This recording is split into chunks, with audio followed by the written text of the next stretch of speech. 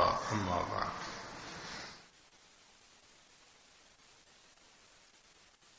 نسبت کہتے ہیں ایک تعلق کو.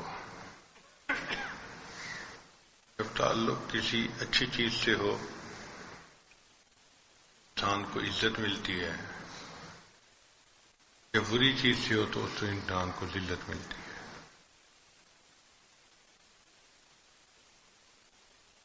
ہم نبی علیہ الصلوۃ والسلام کے امتی ہیں، نسبت ہے، اور اس نسبت کی وجہ سے ہمیں اللہ کی طرف سے بہت انعامات ملے.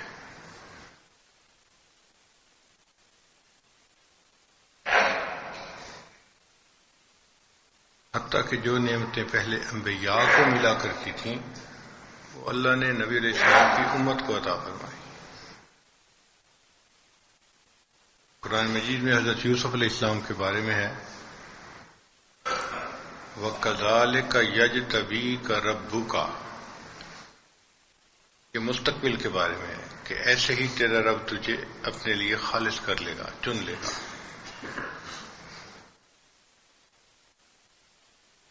اور جب اس امت کا تذکرہ آیا اللہ تعالیٰ فرماتے ہیں وَاجْتَبَيْنَاهُمْ وَهَدَيْنَاهُمْ إِلَى صِرَاطٍ مُسْتَقِيمٍ. ماضی کا صیغہ استعمال، ان کو تو اللہ نے چن لیا. وہاں پہ مستقبل کی بات کی اور یہاں پہ ماضی کی بات کی، چن لیا ان کو اللہ نے. تو اللہ نے کیوں چنا؟ اپنے حبیب صلی اللہ علیہ وسلم کی امتی ہونے کی وجہ سے. یہ نسبت ہے جو انسان کے لیے عزتوں کا سبب بنتی ہے. ایک پٹھے میں 2 اینٹیں بنتی ہیں، ایک بیت الخلاء میں لگ جاتی ہے اور ایک مسجد میں لگ جاتی ہے. دونوں کے مقام میں زمین آسمان کا فرق. کہ بیت الخلاء میں لگے وہ صاف بھی ہو خشک بھی ہو تو وہاں انسان ننگا پاؤں رکھنا پسند نہیں کرتا، جی یہ بیت الخلاء ہے. اور جو مسجد میں لگے اس کے اوپر انسان اپنی پیشانی ٹکاتا ہے. ایک پہ پاؤں رکھنا پسند نہیں کرتا اور ایک پہ پیشانی رکھ رہا ہے.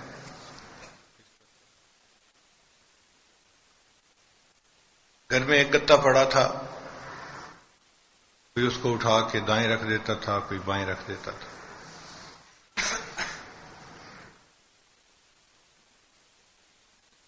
کسی نے دیکھا کہ قرآن پاک کی جلد پھٹی ہوئی ہے، چلو اس کی نئی جلد بنوا دیتے ہیں. اس نے اس گتے کو اٹھایا اور قرآن پاک کی جلد بنوا دی. اب اس گتے کو قرآن پاک سے ایک نسبت ہو گئی. اس نسبت کی وجہ سے اس کا شرف اتنا بڑھا کہ اب اس کو بے وضو ہاتھ بھی نہیں لگا سکتے. قرآن پاک کو بے وضو ہاتھ نہیں لگا سکتے، تو شرف بڑھ گیا. نسبت سے انسان کو عزتیں ملتی ہیں. اس لیے اگر کسی کو اللہ والوں سے نسبت ہو، دنیا میں بھی عزت، آخرت میں بھی عزت ہے. اب دیکھیں اولاد کو باپ سے ایک نسبت ہوتی ہے. اس نسبت کی وجہ سے اللہ تعالیٰ قرآن مجید میں فرماتے ہیں والذین آمنوا واتبعتہم ذریتہم بایمان، کہ جو لوگ ایمان لائے اور ان کی اولادوں نے ان کی اتباع کی، یعنی ان کے نقش قدم پہ چلے، ان کے طریقے پہ چلے. الحقنا بہم ذریتہم، ہم ان کی اولادوں کو ان کے ساتھ ملحق کر دیں گے، ملا دیں گے آخرت میں. وما التناہم من عملہم من شیء، اور ان کے عملوں میں ہم کمی نہیں ہونے دیں گے. حالانکہ اولاد کا وہ رتبہ نہیں ہوگا، مگر اللہ قرآن پاک میں فرماتے ہیں کہ اس نسبت کی وجہ سے جو اولاد ہونے کے ناطے ان کو حاصل ہے، ان کے عمل تھوڑے بھی ہوں گے تو بھی ہم ان کو ان کے والدین کے ساتھ ملا دیں گے. تو نسبت سے عزتیں ملتی ہیں. حضرت شاہ عبد العزیز رحمۃ اللہ علیہ نے لکھا ہے کہ نسبت 4 طرح کی ہوتی ہے. ایک کو کہتے ہیں نسبت انعکاسی، منعکس ہونا. یہ نسبت ایسی ہے کہ کوئی بندہ اپنے شیخ کی صحبت میں آ کے بیٹھے تو اس کو اپنے دل کی کیفیت بدلی محسوس ہوتی ہے، اللہ کی محبت میں اضافہ محسوس ہوتا ہے، دنیا حقیر نظر آتی ہے، آخرت کی طرف یاد جاتی ہے اور انسان محسوس کرتا ہے اپنے اندر ایمان کی حلاوت کو. یہ صحبت کا نور ہے. یہ ایسا ہی ہے جیسے سورج کے سامنے کوئی آ کے بیٹھ جائے تو اس کو دھوپ کی گرمی پہنچتی ہے. یہ شیخ کے صحبت میں آ کے بیٹھا، ان کے دل کا سورج جو ہے وہ اس کو حرارت پہنچا رہا ہے. یہ نسبت انعکاسی ہے. اسی لیے نبی علیہ الصلوۃ والسلام کی صحبت میں صحابہ کرام کی جو کیفیت ہوتی تھی وہ گھروں میں نہیں ہوتی تھی. حنظلہ رضی اللہ عنہ گھر سے نکلے، نافق حنظلہ، نافق حنظلہ، حنظلہ تو منافق ہو گیا، حنظلہ منافق ہو گیا. پر صدیق عنہ راستے میں ملے، حنظلہ کیا کہہ رہے ہو؟ یہ حنظلہ تو منافق ہو گیا، منافق ہو گیا. کیسے بھائی؟ کہ ہم نبی علیہ السلام کی صحبت میں جب ہوتے ہیں تو جو دل کی کیفیت وہاں پہ ہوتی ہے وہ گھر میں نہیں ہوتی. تو یہ تو نفاق ہے. صدیق عنہ کہنے لگے ہاں یہ تو میرے ساتھ بھی ہوتا ہے، چلو ہم نبی علیہ السلام سے جا کے پوچھتے ہیں. تو دونوں حضرات نبی علیہ السلام کی صحبت میں حاضر ہوئے. اے اللہ کے حبیب صلی اللہ علیہ وسلم، جو آپ کی صحبت میں ہمیں کیفیت نصیب ہوتی ہے ایمان کی حلاوت اور حرارت، وہ گھروں میں تو نہیں ہوتی. تو نبی علیہ السلام نے فرمایا حنظلہ یہ کبھی کبھی ہوتا ہے، ہر وقت نہیں ہوتا.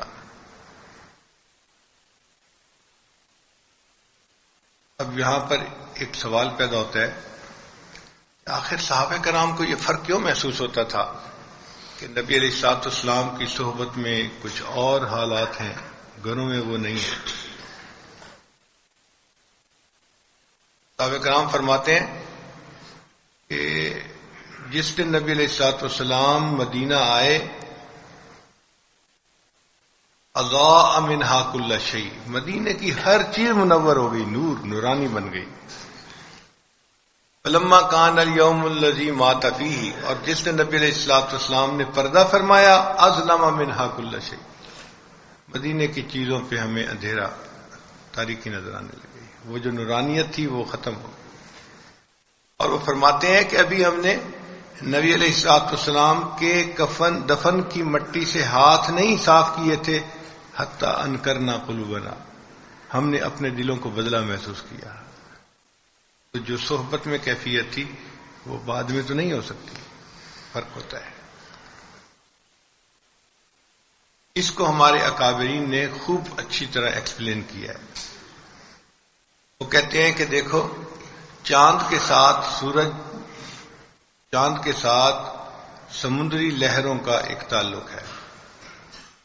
جب چاند پہلی تاریخ کا ہوتا ہے سمندر بالکل پرسکون ہوتا ہے، چاند بھی پتلا سا ہوتا ہے. پھر چاند بڑھتا جاتا ہے، بڑھتا جاتا ہے، بڑھتا جاتا ہے، حتیٰ کہ 13، 14، 15 کو چاند بھرپور فل ہوتا ہے. اور اس وقت جو سمندر کی لہریں ہیں وہ بھی بہت اونچی ہوتی ہیں، یعنی 15 فٹ تک پانی اوپر اچھلتا ہے، پھر نیچے آتا ہے، پھر اوپر اچھلتا ہے، پھر ایک مد و جزر ہوتی ہے پورے سمندر کے اندر. تو جب چاند سامنے ہے تو لہریں اٹھ رہی ہیں اور 15 فٹ اوپر پانی کو کھینچ رہا ہے. اس جو چاند کی فورس ہے، گریویٹیشنل فورس ہے. اور جب چاند پہلی تاریخ کا ہے تو سمندر بالکل پرسکون ہے، لہریں نہیں اٹھتی. تو ہمارے اکابرین نے لکھا کہ صحابہ کرام جب نبی علیہ السلام کی خدمت میں آتے تھے تو نبوت کے چاند کا ان کے اوپر ایسا اثر پڑتا تھا، ایسی کشش پڑتی تھی کہ صحابہ کرام کو اپنے ایمان کے اندر لہریں نظر آتی تھیں، ایک طوفان نظر آتا تھا. اور جب وہ گھروں میں چلے جاتے تھے، یعنی چاند سے دور ہو جاتے تھے، تو وہ کیفیت نہیں ہوتی تھی. اب دیکھیں، جو سمندر کا پانی ہے نا، اس میں کوئی فرق نہیں پڑتا کہ 15 تاریخ کو پانی زیادہ ہو جاتا ہے اور پہلی تاریخ کو کم ہو جاتا ہے. نہیں، اس کا پانی وہی ہوتا ہے. فرق یہ ہوتا ہے کہ 14-15 تاریخ کو چونکہ چاند فل ہوتا ہے، اس کی کھچاوٹ جو ہے وہ لہروں کو اوپر اٹھا رہی ہوتی ہے. تو شیخ کی صحبت میں انسان کا ایمان وہی ہوتا ہے، مگر شیخ کی جو مقناطیسیت ہوتی ہے وہ انسان کے دل کی لہروں کو اٹھا رہی ہوتی ہے. تو اللہ کی محبت میں اضافہ محسوس ہوتا ہے اور انسان کو کیفیت بنی ہوئی نظر آتی ہے. یہ صحبت کے اثرات ہیں. اس کو کہتے ہیں نسبت انعکاسی. اس کی مثال یوں سمجھیں، سردی کا موسم ہے، آپ آگ کے پاس، چولہے کے پاس آ کے بیٹھ جائیں تو آپ کی سردی اتر جائے گی. آپ کو جرسی پہننے کی بھی ضرورت محسوس نہیں ہوگی. لوگ جب آگ کے قریب بیٹھتے ہیں تو اپنے اوپر جو چادریں لپیٹی ہوتی ہیں وہ اتار دیتے ہیں کہ وہاں گرمی محسوس ہو رہی ہے. تو آگ کی حرارت منتقل ہوتی ہے بندے کے اندر، منعکس ہوتی ہے. اس کو نسبت انعکاسی کہتے ہیں. لیکن یہ اس وقت تک ہے جب تک انسان آگ کے پاس ہے.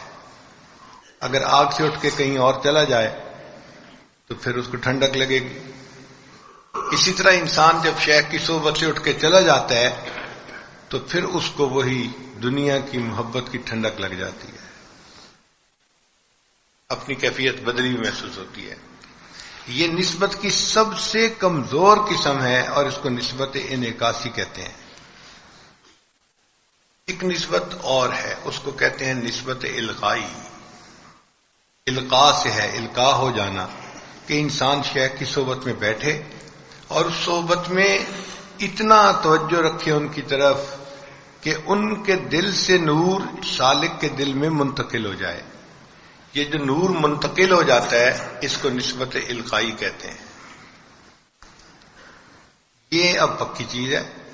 یہ سالک جب واپس جائے گا تو اس کی وہ جو کیفیت ہے وہ ختم نہیں ہوگی، کیونکہ اب منتقل ہو گئی کوئی چیز، لہذا گھر میں بھی اس کو اعمال میں حلاوت محسوس ہوگی. تو یہ پہلے کی نسبت زیادہ پکی نسبت ہوتی ہے. اس کی مثال ایسے ہے، کوئی آگ کے پاس بیٹھا اور اس نے وہاں سے اپنی بتی جلا لی. جب بتی جلا لی، اب یہ اٹھ کے اگر جائے گا تو آگ اس کے پاس اپنی بھی موجود ہے.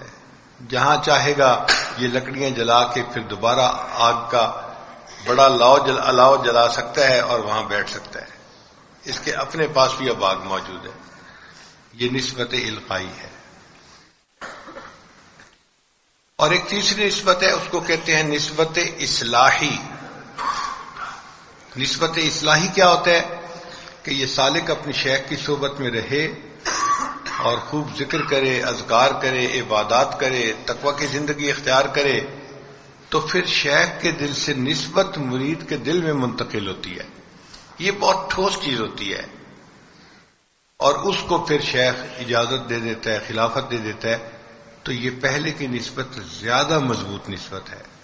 اس کی مثال یوں سمجھیں کہ دریا تھا اور وہاں سے پانی باغ میں آتا تھا، لیکن ایک بندے نے اپنے باغ تک نہر بنوا لی. اب جب دریا سے باغ تک نہر بن گئی تو اب مستقل پانی دریا کا باغ کے اندر آتا رہے گا اور پانی ہر وقت موجود رہے گا. اسی طرح جس کو نسبت اصلاحی مل جاتی ہے تو اس کو مستقل اوپر سے مشائخ کا فیض ملتا رہتا ہے اور آگے اس کے ذریعے سے اس کے مریدین میں تقسیم ہوتا رہتا ہے. یہ اور زیادہ مضبوط نسبت ہے. اس نسبت کو پانے کے لیے ہمارے اکابرین اپنے مشائخ کی صحبت میں وقت گزارا کرتے تھے. کسی نے 5 سال گزارے، کسی نے 10 سال، کسی نے 20 سال. اللہ اکبر کبیرہ. ہمارے حضرت مرشد عالم رحمت اللہ علیہ نے خلافت ملنے کے بعد اپنے شیخ کے ساتھ 40 سال گزارے. یہ بڑی عجیب بات ہے. خلافت ملنے کے بعد شیخ کی صحبت میں 40 سال گزارے. کتنی ان کی ترقی ہوئی ہوگی، کتنے مقام بلند ہوئے ہوں گے. کرنا پڑتا ہے. علامہ سندھی رحمت اللہ علیہ، اللہ نے ان کو اتنا علمی مقام عطا کیا. سندھ کے رہنے والے نہیں تھے، وہ سیالکوٹ میں پیدا ہوئے تھے، لیکن ان کے شیخ سندھ میں تھے تو وہ وہاں سندھ میں گئے اور اتنا کثرت سے وہاں رہے کہ لوگوں نے ان کو سندھی کہنا شروع کر دیا. حضرت مرشد عالم کی زندگی میں ہمارا بھی یہی حال تھا. بس ویکینڈ آتا تھا اور ہم چکوال پہنچے ہوتے تھے. کوئی چھٹی آتی تھی ہم چکوال پہنچے ہوئے ہوتے تھے. حتیٰ کہ چکوال کے لوگ ہمیں چکوال کا باشندہ سمجھتے تھے۔ ایک مرتبہ وہاں چند ڈاکٹر حضرات تھے، ان سے ملاقات ہوئی تو وہ مجھ سے پوچھنے لگے جی آپ یہاں کس محلے میں رہتے ہیں؟ میں نے کہا جی میں تو کسی دوسرے شہر میں رہتا ہوں، آتا جاتا ہوں۔ کہتے ہیں آپ کو تو ہم روز دوسرے چوتھے دن یہاں دیکھتے ہیں۔ میں نے کہا ہاں آتا میں یہاں کثرت سے ہوں۔ تو ٹائم دینا پڑتا ہے، پھر یہ نسبت اصلاحی انسان کو نصیب ہوتی ہے۔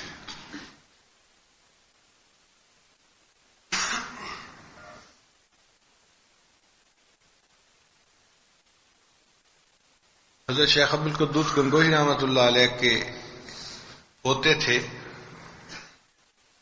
ایک نوجوان تھا، اس پوتے کو دادی نے کہا کہ بچے محنت کروائی، ہم نے تو آپ سے اتنی محنت نہیں کروائی تھی، ہم نے تو آپ سے اتنی محنت نہیں کروائی تھی، آپ نے بچے سے بہت محنت کرو۔ بس جب اشارہ ہو گیا تو پھر شیخ نے اسی وقت اس بچے کو بلایا اور اس کو اپنے سینے سے لگایا اور اس کو اجازت خلافت عطا کر۔ اب یہ جو پوتا تھا حضرت شیخ گنگوہی رحمۃ اللہ علیہ کا، یہ اس نسبت کو لے کے پھر واپس اپنے گھر آیا، اور چونکہ مخلص تھا، متقی تھا، اللہ نے اس کو خوب قبولیت دی۔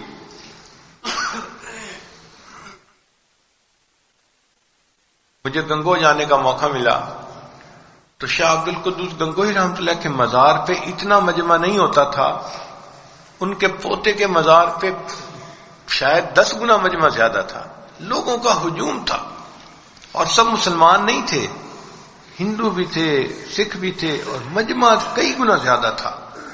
تو مجھے بڑی حیرانی ہوئی کہ شاہ عبد القدوس گنگوہی رحمۃ اللہ بڑے بزرگ تھے، ان کے مزار پہ دعائیں مانگنے والے تھوڑے ہیں، اور ان کے پوتے کے مزار پہ اللہ کی طرف سے قبولیت دیکھیں کہ ان سے اتنے گنا زیادہ مجمع۔ تو میں نے اپنے ساتھی سے پوچھا کہ یہاں مجمع زیادہ کیوں ہے؟ اس نے کہا جی اللہ نے ان کے پوتے کو قبولیت اپنے دادا سے بھی زیادہ دے دی تھی۔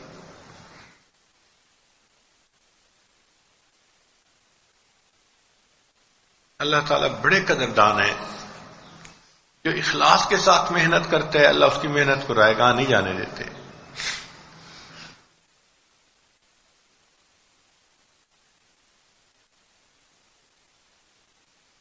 میں نے ایک ہندو سے پوچھا کہ آپ تو ہندو ہیں، آپ یہاں پہ کیوں آئے؟ یہ تو مسلمان بزرگ کا ایک جو ہے نا جگہ ہے، مقام ہے۔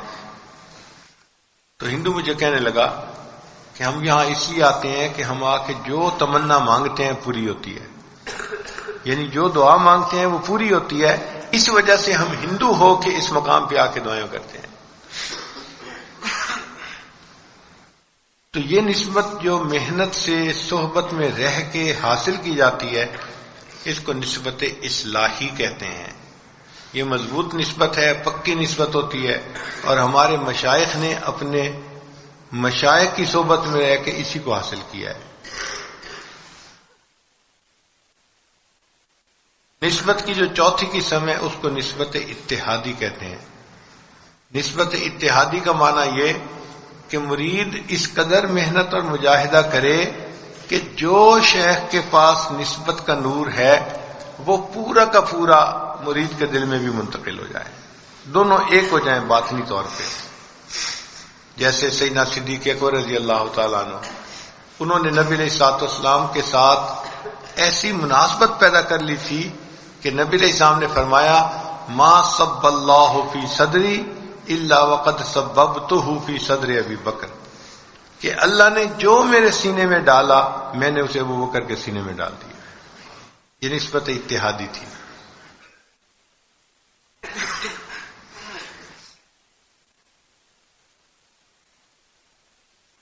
ایسی نسبت اتحادی تھی کہ سیدنا صدیق اکبر رضی اللہ تعالیٰ عنہ کی ہر چیز نبی علیہ الصلوۃ والسلام کی مانند بن گئی تھی، اور اسی کو اللہ تعالیٰ نے پھر میت کبریٰ کی خوشخبری دی کہ ثانی اثنین اذ ہما فی الغار اذ یقول لصاحبہ لا تحزن ان اللہ معنا۔ یہ جو معنا کا لفظ ہے نا، اس کا معنی یہ کہ صدیق اکبر کو نبی علیہ السلام کے ساتھ نسبت میت کبریٰ حاصل تھی، معنا کا نسبت حاصل تھی، ایک تھے۔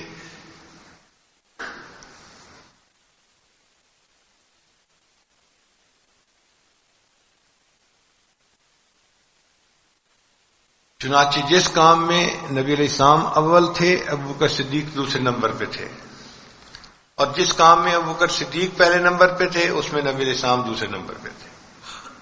عجیب بات ہے، چونکہ دونوں اکٹھے تھے۔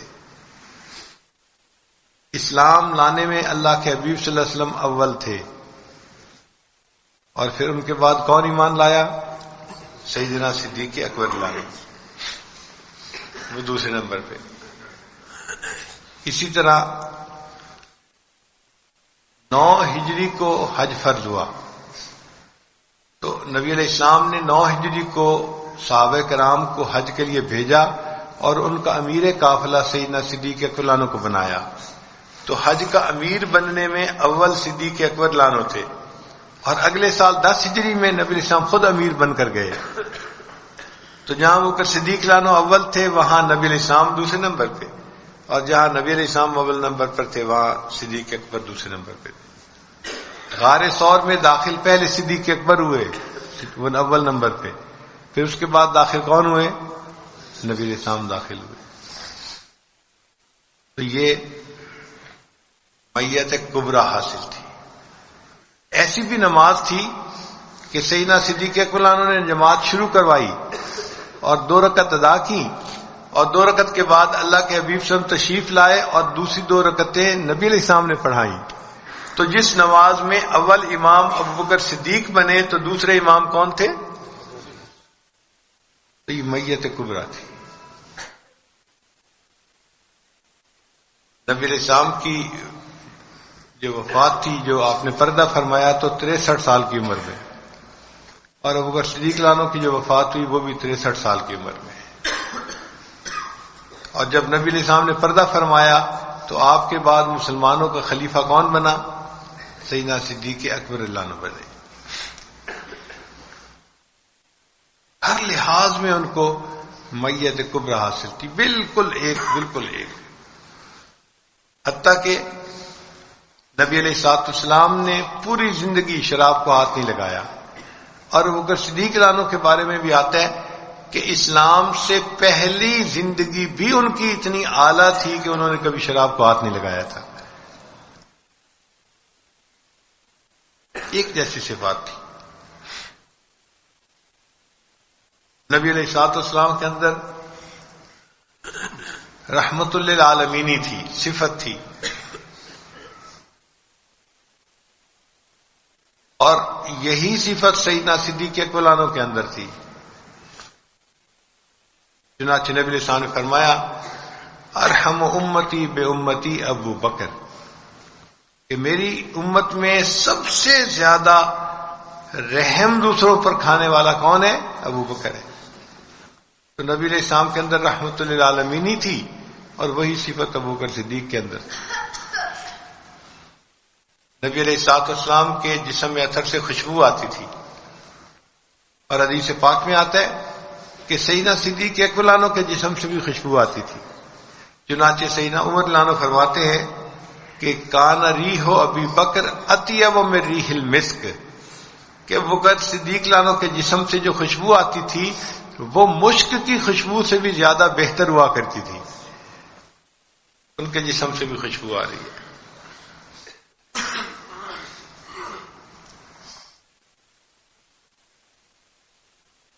جب ہجرت کے لیے نکلے تو کفار مکہ نے نبی علیہ السلام کو تلاش کرنے والے کے لیے 200 اونٹ کا انعام متعین کیا، اور پھر دوسرے دن وہی انعام انہوں نے ابوبکر صدیق لانو کو ڈھونڈنے والے کے لیے متعین کیا، یعنی جو انعام ان کو ڈھونڈنے والے کے لیے وہی انعام ابوبکر صدیق کو ڈھونڈنے والے کے لیے۔ ہر چیز میں بالکل ایک جیسا معاملہ۔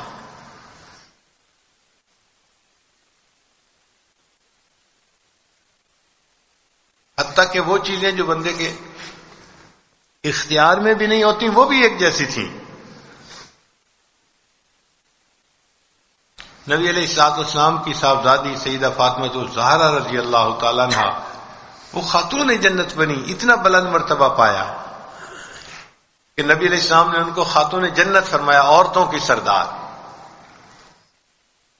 اور ابو بکر صدیق عنہ کی بھی صاحبزادی سیدہ عائشہ صدیقہ رضی اللہ تعالیٰ عنہ، وہ بھی پوری جہان کی عورتوں میں ممتاز۔ نبی علیہ السلام نے فرمایا کہ عائشہ کو سارے جہان کی عورتوں پر ایسے فضیلت حاصل ہے جیسے سرید کو دوسرے کھانوں پر فضیلت حاصل ہوتی ہے۔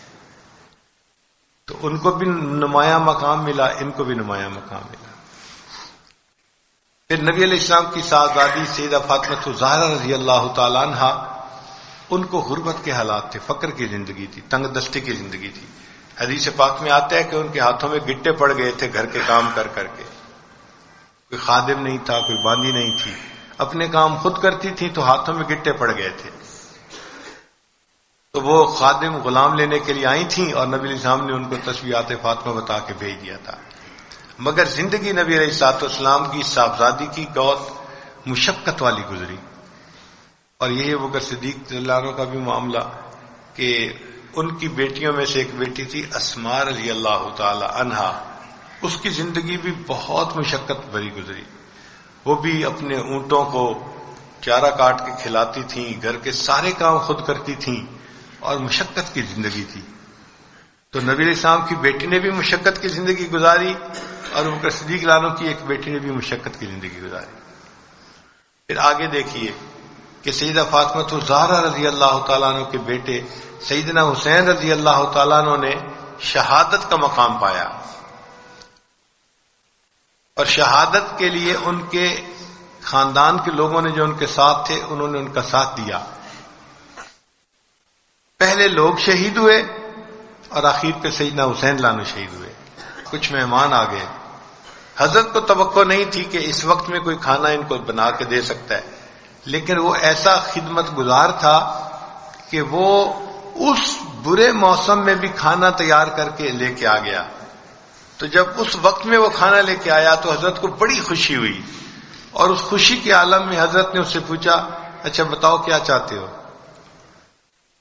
تو جب پوچھا نا بتاؤ کیا چاہتے ہو، وہ بہت سمجھدار بندہ تھا، وہ کہنے لگا حضرت بس میرا دل چاہتا ہے کہ جو آپ کے اندر نعمت ہے وہ میرے اندر بھی آ جائے۔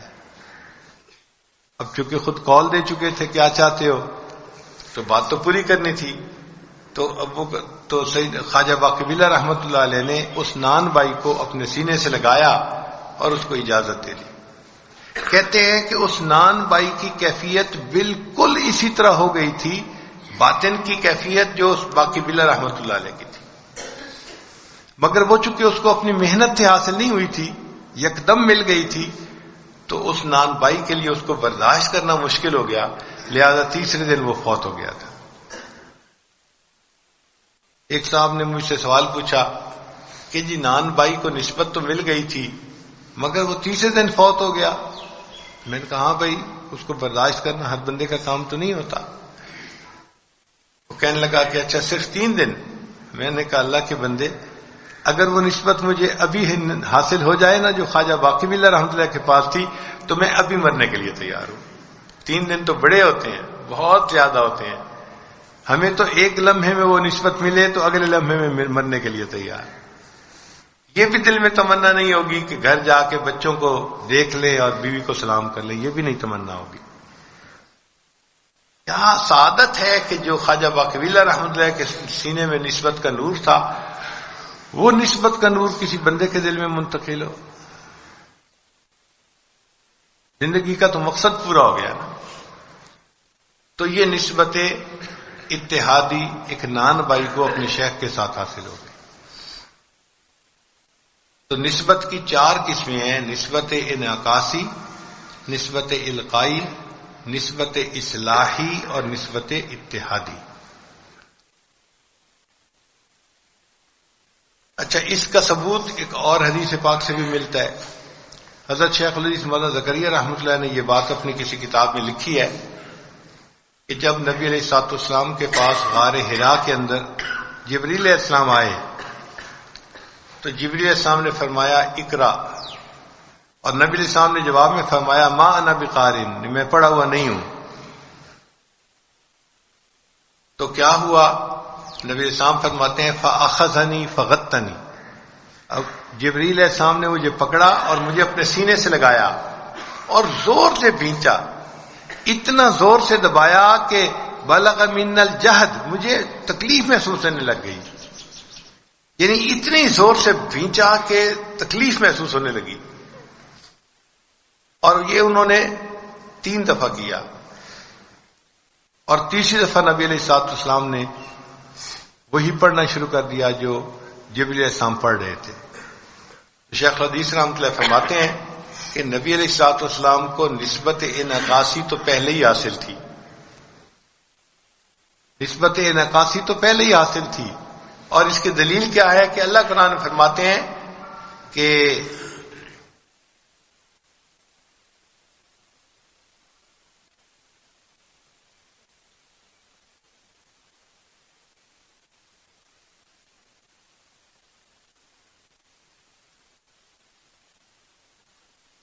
ان کے سینے کی کیفیت ایسی تھی، یضیء ولو لم تمسسہ نار، کہ جیسے یہ تو آگ سے بھڑک اٹھے گا اگرچہ ابھی آگ اس کو لگی نہیں ہے. یعنی یہ نسبت انعکاسی کی دلیل ہے. قرآن پاک میں اللہ فرماتے ہیں کہ محبوب صلی اللہ علیہ وسلم کے قلب کی کیفیت تو ایسی تھی کہ جیسے اس میں آگ لگی ہوئی ہو، اگرچہ لگی نہیں تھی لیکن کیفیت ایسی بن گئی تھی.